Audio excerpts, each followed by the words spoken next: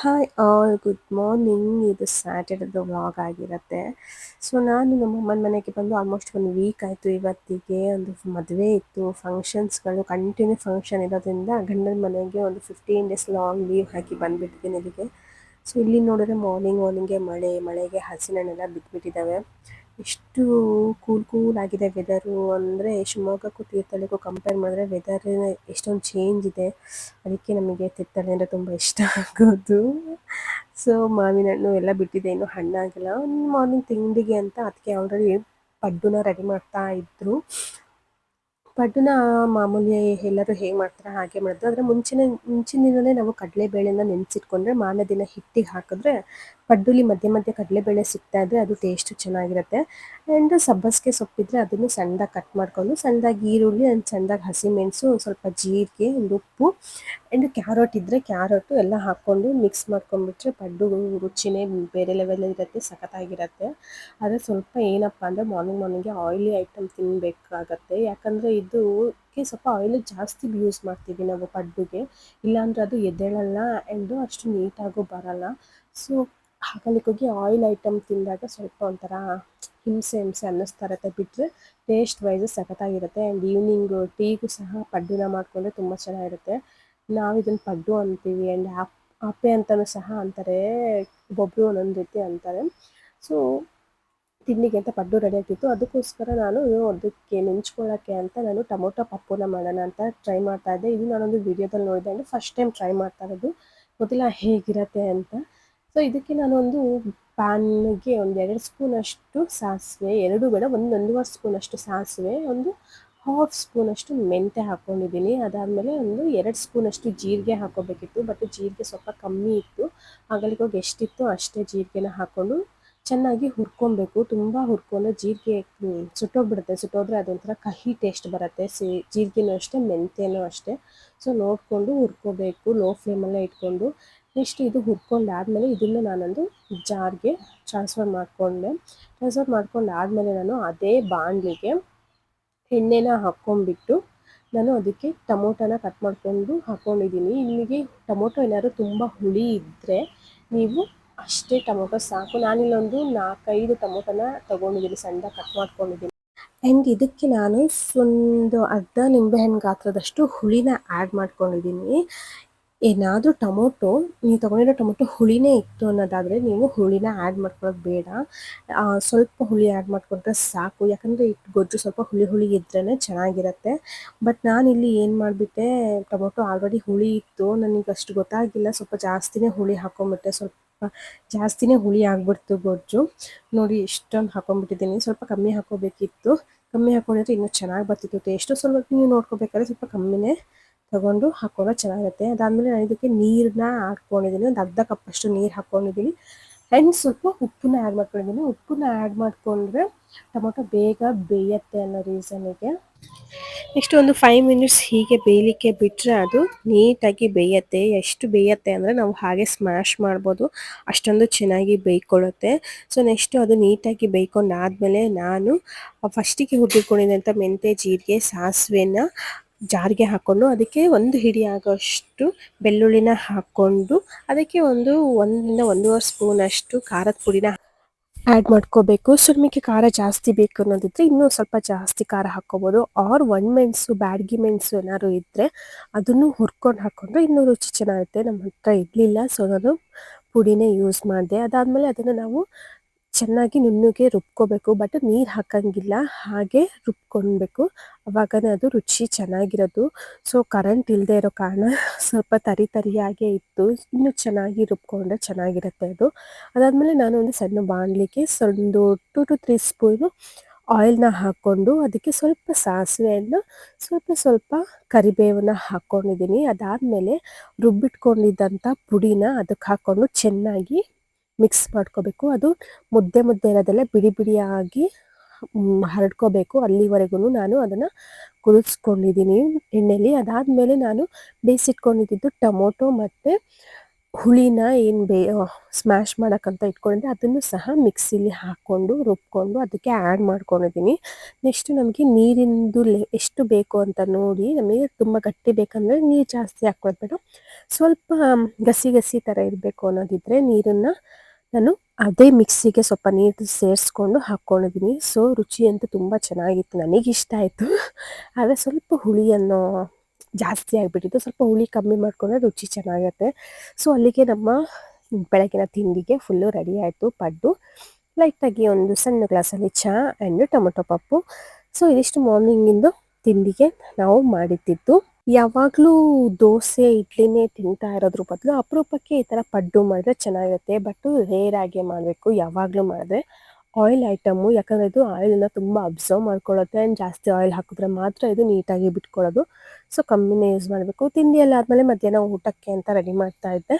So ಇಲ್ಲಿ ನಾವು ಕಡಲೆನ ಹಿಂದಿನ ದಿನವೇ ನೆನೆಸಿಟ್ಟಿದ್ರು. ನಾನು ಅದಕ್ಕೆ ಸ್ವಲ್ಪ ಸ್ವಲ್ಪ ಹೆಸರು ಬೇಳೆನ ಹಾಕ್ಕೊಂಡು, ತೊಗರಿ ಬೇಳೆಕ್ಕಿಂತ ಹೆಸರು ಬೇಳೆ ಹಾಕಿದ್ರೆ ಒಳ್ಳೆಯದು ಅನ್ನೋ ರೀಸನ್ಗೆ ಸ್ವಲ್ಪ ಸ್ವಲ್ಪ ಹೆಸರು ಬೇಳೆನೂ ಹಾಕ್ಕೊಂಡು ನೀರು ಹಾಕ್ಕೊಂಡು ಅದಕ್ಕೆ ಸ್ವಲ್ಪ ಅರಿಶಿನ ಪುಡಿ, ಸ್ವಲ್ಪ ಉಪ್ಪು ಆ್ಯಂಡ್ 2 to 3 ಡ್ರಾಪ್ಸು ಆಯಿಲನ್ನು ಹಾಕಿ ನಾನು ಬೇಯಕ್ಕಿಟ್ಟೆ. ಅದಕ್ಕೂ ಮುಂಚೆ ಹೆಸರು ಬೇಳೆನೂ ಸಹ ನಾನು ನೀಟಾಗಿ ತೊಳ್ಕೊಂಡಿದ್ದೆ ಆ್ಯಂಡ್ ಕಡಲೆಬೇಳೆನೂ ನೀಟಾಗಿ ತೊಳ್ಕೊಂಡಿದ್ವಿ. ಸೊ ಎಲ್ಲ ತೊಳ್ಕೊಂಡು ಆದಮೇಲೆ ಬೇಯೋಕ್ಕೆ ಇಟ್ಟೆ. ಇದು ಒಂದು 3-4 ವಿಷಲ್ ಬಂದರೆ ನೀಟಾಗಿ ಬೇಯ್ಕೊಳ್ಳುತ್ತೆ. ಯಾಕಂದರೆ ಅದು 2 ದಿನ ಮುಂಚೆನೇ ನೆನೆಸಿಟ್ಟಿದ್ದಿದ್ದು ಕಡಲೆ ಅಲ್ವಾ, ಹಾಗಾಗ್ಲಿಕ್ಕೆ ಹೋಗಿ ಅದು ನೀಟಾಗಿ ಬೇಯ್ಕೊಳ್ಳುತ್ತೆ ಅಂತ 3-4 ವಿಷಲ್ ಹೊಡೆಯೋಕ್ಕೆ ಬಿಟ್ಟು ನಾನು ಈ ಕಡೆ ತರಕಾರಿ ಕಟ್ ಮಾಡ್ಕೊಳ್ಳೋಕ್ಕೆ ಬಂದೆ. ಸೊ ಇವತ್ತು ನಾನು ತರಕಾರಿದು ಒಂದು ಸಾರು, ಮೀನ್ಸ್ ಆಲೂಗಡ್ಡೆ ಸ್ವಲ್ಪ ಸ್ವಲ್ಪ ಹರವೆ ಸೊಪ್ಪನ್ನ ಹಾಕ್ಕೊಂಡು ಸಾರು ಮಾಡ್ಕೊತಾ ಇದ್ದೀನಿ. ಇನ್ನು ಪಲ್ಯಕ್ಕೆ ಅಂತ ತೊಂಡೆಕಾಯಿನ ರೆಡಿ ಮಾಡ್ಕೊತಾ ಇದ್ದೀನಿ. ಪಲ್ಯಕ್ಕಾಗಿ ತೊಂಡೆಕಾಯಿನ ನಾವು ಅಡ್ಡ ಮೀನ್ಸ್ ರೌಂಡ್ ಕಟ್ ಮಾಡಿಕೊಂಡ್ರೆ ಚೆನ್ನಾಗಿರುತ್ತೆ ಟೇಸ್ಟು. ಸಾರಿಗೆ ಅಂದರೆ ಉದ್ದ ಕಟ್ ಮಾಡಿಕೊಂಡ್ರೆ ರುಚಿ ಚೆನ್ನಾಗಿರುತ್ತೆ. ಸೊ ನಾನು ಪಲ್ಯಕ್ಕೆ ಮತ್ತು ಸಾರಿಗೆ ಎಷ್ಟು ಬೇಕಷ್ಟು ಟೊಮೊಟೊನ ಆ್ಯಂಡ್ ಈರುಳ್ಳಿನ ಕಟ್ ಮಾಡಿಕೊಂಡು ಆಲೂಗಡ್ಡೆನೂ ಸಹ ಲೈಟಾಗಿ ಸಿಪ್ಪೆ ತೆಗೆದ್ರೆ ಟೇಸ್ಟ್ ಚೆನ್ನಾಗಿರುತ್ತೆ. ಆ್ಯಂಡ್ ಹರವೆ ಸೊಪ್ಪು ಸ್ವಲ್ಪ ಇತ್ತು. ನಾವು ಯಾವುದೇ ತರಕಾರಿ ಸಾರಿಗೆ ಹರವೆ ಸೊಪ್ಪು ಹಾಕಿದ್ರೆ ಅದು ರುಚಿ ತುಂಬಾ ಚೆನ್ನಾಗಿರುತ್ತೆ. ಆ್ಯಂಡ್ ಸಬ್ಬಸಿಗೆ ಸೊಪ್ಪು ಅಷ್ಟೇ, ಅದನ್ನು ಹಾಕಿದ್ರೂ ಅಷ್ಟೇ ರುಚಿ ತುಂಬ ಸಖತ್ತಾಗಿರುತ್ತೆ. ತರಕಾರಿ ಎಲ್ಲ ಕಟ್ ಮಾಡ್ಕೊಳ್ಳೋ ಅಷ್ಟೊತ್ತಿಗೆ ಬೇಯಕ್ಕೆ ಇಟ್ಟಿದ್ದು ಕಡಲೆ ಆ್ಯಂಡ್ ಹೆಸರು ಬೇಳೆನೂ ಸಹ ಚೆನ್ನಾಗಿ ಬೇಯ್ದಿತ್ತು. ಅದರಿಂದ ನಾನು ಸ್ವಲ್ಪ ಕಡಲೆನ ಸಪ್ರೇಟ್ ಮಾಡಿಕೊಂಡೆ ಪಲ್ಯಕ್ಕೆ ಅಂತ, ಆ್ಯಂಡ್ ಸ್ವಲ್ಪನ ಸಾರಿಗೆ ಅಂತ ಹಾಗೆ ಬಿಟ್ಟೆ. ಅದೇ ಕುಕ್ಕರಿಗೆ ನಾನು ಕಟ್ ಮಾಡ್ಕೊಂಡಿರೋ ಆಲೂಗಡ್ಡೆನೂ, ಸ್ವಲ್ಪ ಈರುಳ್ಳಿ ಆ್ಯಂಡ್ ಸ್ವಲ್ಪ ಟೊಮೊಟೊ, ಹಾಗೆ ಸ್ವಲ್ಪ ನೀರು ಆ್ಯಂಡ್ ಎಷ್ಟು ಬೇಕೋ ಅಷ್ಟು ಉಪ್ಪನ್ನ ಹಾಕ್ಕೊಂಡು ಇನ್ನೂ ಒಂದು ವಿಷಲ್ ಆಗಲಿ ಅಂತ ಬೇಯೋಕ್ಕೆ ಇಟ್ಬಿಟ್ಟೆ. ಇಡೀ ಆಲೂಗಡ್ಡೆ ಆದರೆ ವಿಷಲ್ಲು ತುಂಬ ಬೇಕು, ಬಿಕಾಸ್ ಬೇಗ ಬೇಯಲ್ಲ. ಸೊ ನಾವು ಆಲೂಗಡ್ಡೆನ ಮುಂಚೆನೇ ಸಣ್ಣಕ್ಕೆ ಕಟ್ ಮಾಡ್ಕೊಂಡಿರೋದ್ರಿಂದ ಅದು ಖಾಲಿ 1 ವಿಷಲಿಗೆ ಚೆನ್ನಾಗಿ ಬೇಯ್ಕೊಂಬಿಡುತ್ತೆ. ಆ್ಯಂಡ್ ಆಲ್ರೆಡಿ ಕಡಲೆಬೇಳೆ ಆ್ಯಂಡ್ ಹೆಸರು ಬೇಳೆ ಬೇಯ್ದಾಗಿತ್ತಲ್ವ. ಸೊ ಇದಕ್ಕೆ ನಾನು 1 ವಿಷಲ್ ಹಾಕ್ಕೊಳ್ಳೋಣ ಅಂತ 1 ವಿಷಲ್ಲಿಗೆ ಬೇಯಕ್ಕೆ ಇಟ್ಕೊಂಡ್ಬಿಟ್ಟೆ. ಅಷ್ಟರೊಳಗೆ ನಾನು ಅದಕ್ಕೆ ಖಾರ ರೆಡಿ ಮಾಡ್ಕೊಳ್ಳೋಣ ಅಂತ ಒಂದು ಪ್ಯಾನಿಗೆ ಟೊಮೊಟೊ ಹಾಗೆ ಅದಕ್ಕೊಂದು ಸ್ವಲ್ಪ ಎಣ್ಣೆ ಆ್ಯಡ್ ಮಾಡಿಕೊಂಡು ಒಂದು 2 ಟೊಮೊಟೊ ತೊಗೊಂಡಿದ್ದೀನಿ. ಒಂದು 2 ಟೊಮೊಟೊ ಹಾಗೆ ಒಂದು 2 ಈರುಳ್ಳಿ ಹಾಕ್ಕೊಂಡು ಚೆನ್ನಾಗಿ ಫ್ರೈ ಮಾಡ್ಕೊಂಡಿದ್ದೀನಿ. ಅದ್ರ ಜೊತೆಗೆ ಒಂದು 2 ಕಡ್ಡಿಯಷ್ಟು ಬೇವಿನ ಸೊಪ್ಪನ್ನ ಆ್ಯಡ್ ಮಾಡ್ಕೊಂಡಿದ್ದೀನಿ, ಮೀನ್ಸ್ ಕರಿಬೇವು. ಆ್ಯಂಡ್ ಇದ್ರ ಜೊತೆಗೆ ಸ್ವಲ್ಪ ಕೊತ್ತಂಬರಿ ಸೊಪ್ಪನ್ನು ಬೇಕಾದರೂ ನಾವು ಹಾಕ್ಕೊಂಡು ಫ್ರೈ ಮಾಡ್ಕೋಬೋದು, ಅವ್ರು ಹಾಗೆ ಹಾಕಿದ್ರೂ ನಡೆಯುತ್ತೆ. ಸೊ ನಾನು ಇದಿಷ್ಟನ್ನು ಚೆನ್ನಾಗಿ ಫ್ರೈ ಮಾಡ್ಕೊಂಡಿದ್ದೀನಿ. ಫ್ರೈ ಮಾಡ್ಕೊಂಡ್ಮೇಲೆ ಅದೇ ತವಾಗೆ ನಾನು ಒಂದು 4 ಮೆಂತ್ಯ ಹಾಗೆ 1 ಸ್ಪೂನ್ ಹಾಕೋಷ್ಟು ಜೀರಿಗೆ ಆ್ಯಂಡ್ ಅದಕ್ಕೆ 4-5 ಬ್ಯಾಡಗಿ ಮೆಣಸು ಹಾಗೆ ಒಂದು 4-5 ಕಾಳಾಗಷ್ಟು ಕಾಳು ಮೆಣಸನ್ನ ಹಾಕ್ಕೊಂಡು ಚೆನ್ನಾಗಿ ಹುರ್ಕೋಬೇಕು. ಲೋ ಫ್ಲೇಮಲ್ಲೇ ಹುರ್ಕೋಬೇಕು. ಸೊ ನಾವೇನು ಟೊಮೊಟೊ ಆ್ಯಂಡ್ ಈರುಳ್ಳಿನ ಎಣ್ಣೆಯಲ್ಲಿ ಹುರ್ಕೊಂಡು ಖಾರ ಕಡಿಯೋದಕ್ಕೆ ಹಾಕ್ಕೊಳ್ಳೋದ್ರಿಂದ ಅದು ಟೇಸ್ಟು ತುಂಬ ಚೆನ್ನಾಗಿ ಬರುತ್ತೆ. ಆ್ಯಕ್ಚುಲಿ ಇದು ನನ್ನ ಫ್ರೆಂಡದು, ಮೀನ್ಸ್ ರಮ್ಯಾ ಹೇಳಿದ್ದಿದ್ದು. ಸೊ ಅದನ್ನು ನಾನು ಫಾಲೋ ಮಾಡಿದ್ದೀನಿ. ಬಟ್ ಟೇಸ್ಟ್ ಅಂತೂ ಸಖತ್ತಾಗಿ ಬಂದಿತ್ತು ಮಾತ್ರ. ಸೊ ಒಂದ್ಸತಿ ಟ್ರೈ ಮಾಡ್ಕೊಳ್ಳಿ, ಇದನ್ನು ತುಂಬ ಚೆನ್ನಾಗಿ ಬರುತ್ತೆ. ಆ್ಯಂಡ್ ಇಡ್ಲಿಗೆಲ್ಲ ಸಾಂಬಾರು ಮಾಡೋದಾದರೆ ಇನ್ನೂ ಸಖತ್ತಾಗಿರುತ್ತೆ. ಸೊ ನಾನು ಇದನ್ನು ಹುರ್ಕೊಂಡಿದ್ದನ್ನೆಲ್ಲದನ್ನು ಒಂದು ಜಾರಿಗೆ ಹಾಕ್ಕೊಂಡಿದ್ದೀನಿ. ಹಾಕೊಂಡ್ಮೇಲೆ ಅದರೊಟ್ಟಿಗೆ ಫ್ರೈ ಮಾಡಿ ಇಟ್ಕೊಂಡಿದ್ದು ಟೊಮೊಟೊ, ಈರುಳ್ಳಿ ಹಾಗೆ ಕರಿಬೇವನ್ನು ಆ್ಯಡ್ ಮಾಡ್ಕೊಂಡಿದ್ದೀನಿ.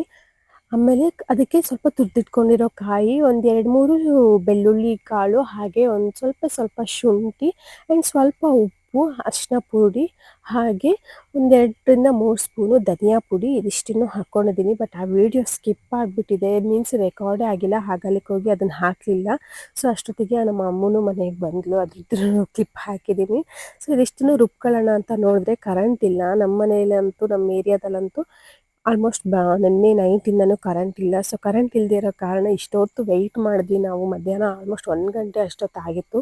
ಎಷ್ಟೊತ್ತು ವೆಯ್ಟ್ ಮಾಡಿದ್ರು ಕರೆಂಟ್ ಬರಲಿಲ್ಲ. ಹಾಗೆ ನಮ್ಮ ಮನೆ ದೈವದ ಮನೆದು ಕೆಲಸ ಆಗ್ತಿರೋದ್ರಿಂದ ಅಲ್ಲೇನು ಜನ್ರೇಟರ್ ಹಾಕ್ಕೊಂಡು ಕೆಲಸ ಮಾಡ್ತಾಯಿದ್ರು. ಸೊ ನಾನು ಅಮ್ಮು ಮಿಕ್ಸಿ ಆ್ಯಂಡ್ ಜಾರು ಹಾಗೆ ಕಡಿಯಕ್ಕೆ ಬೇಕಾದೆಲ್ಲ ಸಾಮಾನನ್ನು ಹೊತ್ಕೊಂಡು ಅಲ್ಲಿಗೆ ಹೋಗಿ ಖಾರನ ಕಟ್ಕೊಂಡು ಬಂದಿರೋದು. ಸೊ ಈ ಥರ ಯಾರೂ ಮಾಡಿರೋಕ್ಕಿಲ್ಲ, ಬಟ್ ಅನಿವಾರ್ಯ ಪರಿಸ್ಥಿತಿ ಮಾಡಲೇಬೇಕಾಗಿತ್ತು. ಸೊ ಇದಿಷ್ಟು ಆದಮೇಲೆ ನಂದು ಆಲೂಗಡ್ಡೆನೂ ಬೆಂದಿತ್ತು. ಬೆಂದಮೇಲೆ ಅದಕ್ಕೆ ನಾನು ಸ್ವಲ್ಪ ಹರಿವೆ ಸೊಪ್ಪನ್ನ ಕುಯ್ದಿಟ್ಕೊಂಡಿದ್ನಲ್ಲ, ಹೆಚ್ಚಿಟ್ಕೊಂಡಿರೋ ಹರಿವೆ ಸೊಪ್ಪನ್ನು ಹಾಕ್ಕೊಂಡು ಆ್ಯಂಡ್ ರುಬ್ಕೊಂಡ್ಬಂದಿರೋ ಖಾರನೂ ಅದಕ್ಕೆ ಹಾಕ್ಕೊಂಡು ಚೆನ್ನಾಗಿ ಬೇಯಕ್ಕೆ ಬಿಟ್ಟಿದ್ವಿ. ಅದು ನೀಟಾಗಿ ಕುದ್ದರೆ ಮೇಲ್ಗಡೆ ಇರೋ ನೊರೆ ಎಲ್ಲ ಹೋದರೆ ಚೆನ್ನಾಗಿ ಕುದ್ದಿದೆ ಅಂತ ಅರ್ಥ. ಸೊ ಹಸಿ ವಾಸನೆನೂ ನೀಟಾಗಿ ಹೋಗಬೇಕು. ಸೊ ಎಲ್ಲ ಕುದಿಯಕ್ಕೆ ಬಿಟ್ಟು ಅದ್ರ ಮೇಲ್ಗಡೆ ಸ್ವಲ್ಪ ಕೊತ್ತಂಬರಿ ಸೊಪ್ಪನ್ನ ಕಟ್ ಮಾಡಿ ಆ್ಯಂಡ್ ಉಪ್ಪು ಸರಿಯಾಗಿದೆಯಾ ನೋಡಿಕೊಂಡು, ಕಮ್ಮಿ ಇದ್ದರೆ ಉಪ್ಪನ್ನು ಹಾಕ್ಕೋಬೇಕು. ಈಗ ಸ್ವಲ್ಪ ಕಮ್ಮಿ ಇತ್ತು, ಸೊ ನಾನು ಉಪ್ಪನ್ನ ಹಾಕ್ಕೊಂಡಿದ್ದೀನಿ. ಹಾಕ್ಕೊಂಡು ಚೆನ್ನಾಗಿ ಕುದಿಯಕ್ಕೆ ಬಿಟ್ಟೆ. ಸ್ಮೆಲ್ಲೇ ತುಂಬ ಸಖತ್ತಾಗಿತ್ತು. ನನಗಂತೂ ತುಂಬ ಇಷ್ಟ ಆಯಿತು ಸಾರು. ಯಾರಿಗೆ ಹಿಂಗೆ ಅನ್ನಿಸ್ತು ಗೊತ್ತಿಲ್ಲ, ನಾನು ಮಾಡಿದ್ದು ನನಗೆ ಇಷ್ಟ ಆಗಲೇಬೇಕು. ಬಟ್ ಟ್ರಸ್ಟ್ ಮೀ, ಈ ಥರ ಒಂದು ಸತಿ ಮಾಡ್ಕೊಂಡು ನೋಡಿ, ತುಂಬ ಚೆನ್ನಾಗಿರುತ್ತೆ. ನನಗಂತೂ ಇಷ್ಟ ಆಯಿತು. ಸೊ ಅಷ್ಟೊತ್ತಿಗೆ ನನ್ನ ಮಗಳೂ ಎದ್ದು ಬಂದಳು. ಎದ್ದರೆ ಅವಳ ಅಡುಗೆ ಮನೆಯಲ್ಲೇ ಫಿಕ್ಸು, ನಾನಲ್ಲಿರ್ತೀನಿ ಅಲ್ಲೇ ಫಿಕ್ಸು. ಇವಾಗ ಅಮ್ಮ ಒಟ್ಟಿಗೆ ಸ್ವಲ್ಪ ನಮ್ಮ ಅತ್ತಿಗೆ ಅಣ್ಣನೊಟ್ಟಿಗೆಲ್ಲ ಹೋಗ್ತಾಳೆ. ಸೊ ಅಡ್ಜಸ್ಟ್ ಆಗಿದ್ದಾಳೆ ಅವಳು. ನೆಕ್ಸ್ಟು ನಾನು ಸಾರನ್ನು ಕುದಿಯೋಕ್ಕಿಟ್ಟು ಪಲ್ಯ ಮಾಡ್ಕೊಳ್ಳೋಣ ಅಂತ ಪಲ್ಯಕ್ಕೂ ರೆಡಿ ಮಾಡಿಕೊಂಡೆ. ಅಮ್ಮ ಕಾಯಿ ತುರ್ಕೊಟ್ಲು.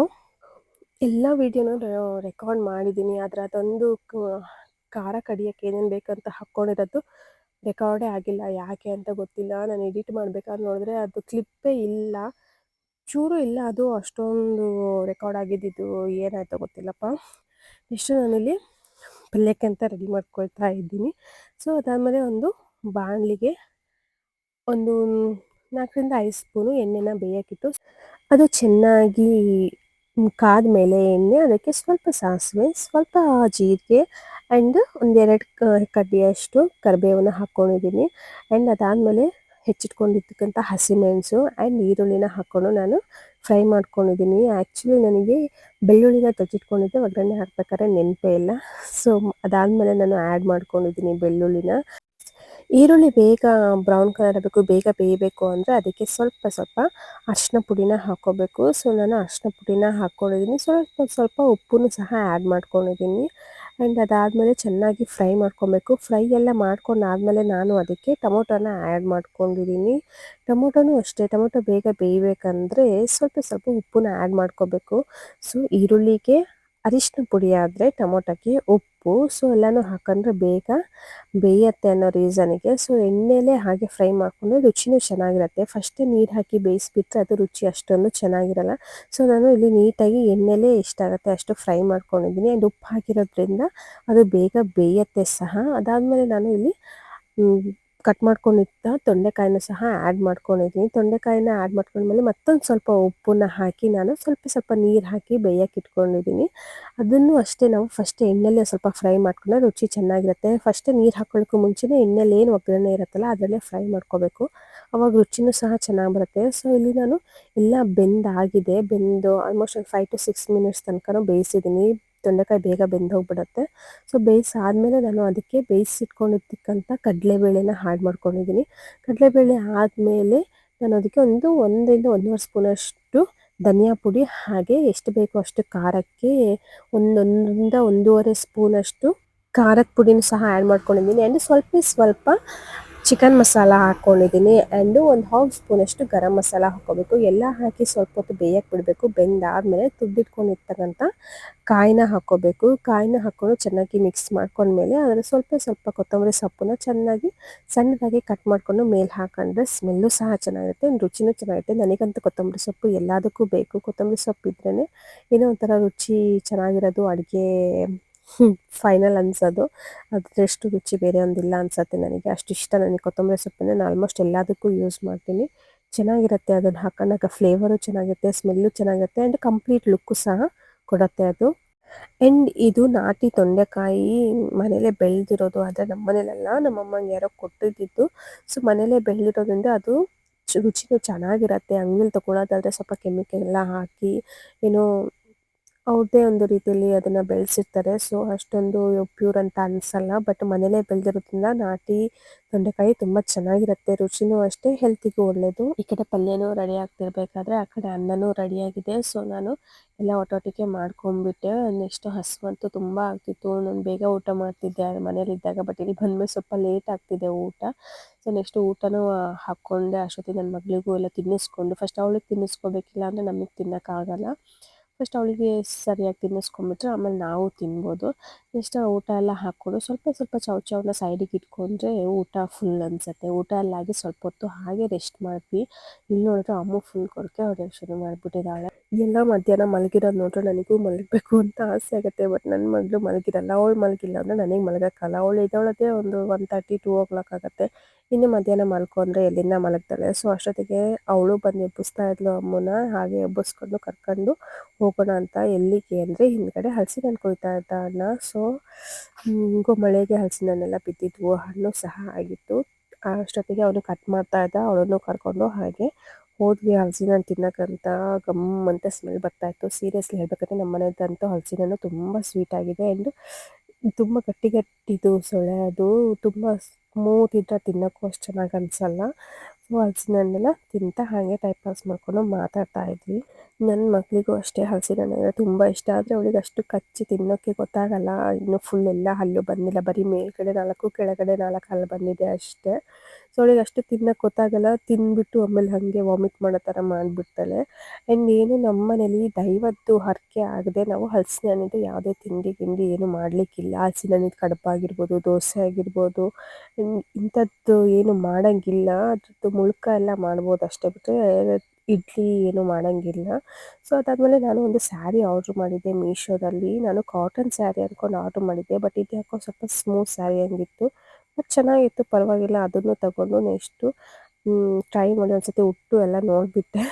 ಅದಾದಮೇಲೆ ನಾವು ಪಾನಿಪುರಿ ತರೋಣ ಅಂತ ಹೋಗಿದ್ವಿ. ಪಾನಿಪುರಿ ಎಲ್ಲ ತೊಗೊಂಡು ಬಂದ್ವಿ. ವೆದರ್ಸ್ ಅಂತೂ ಕೂಲಾಗಿತ್ತು. ಸೊ ಮಗಳಿಗೆ ಹ್ಯಾಟ್ ಎಲ್ಲ ಹಾಕ್ಕೊಂಡೇ ಕರ್ಕೊಂಡು ಹೋಗಿದ್ವಿ, ಇಲ್ಲಾಂದರೆ ಥಂಡಿ ಆಗಿಬಿಡುತ್ತೆ ಅಂತ. ಸೊ ಮನೆಗೆ ಬಂದು ಪಾನಿಪುರಿ ಎಲ್ಲ ಹಾಕ್ಕೊಂಡು ಇಲ್ಲಿ ಚೆನ್ನಾಗಿ ಸಿಗುತ್ತೆ ಪಾನಿಪುರಿ. ಫಸ್ಟೆಲ್ಲ ಅಷ್ಟೊಂದು ಚೆನ್ನಾಗಿ ಇರ್ತಿರ್ಲಿಲ್ಲ, ಬಟ್ ಇವಾಗ ಟೇಸ್ಟ್ ವೈಸು ಎಲ್ಲ ಚೆನ್ನಾಗಿದೆ.